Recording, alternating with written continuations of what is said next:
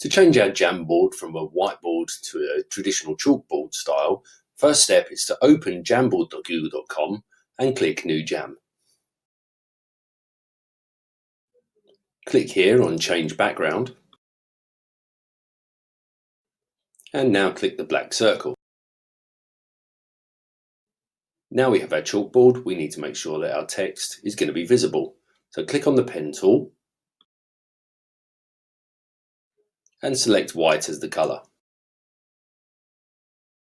We need to do the same with the text box. So click to add the text box. Type your text in the box. You'll notice it does appear in a kind of grayscale format.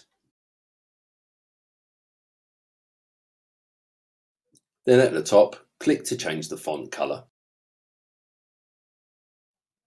and click white. Click on the pen tool to start writing.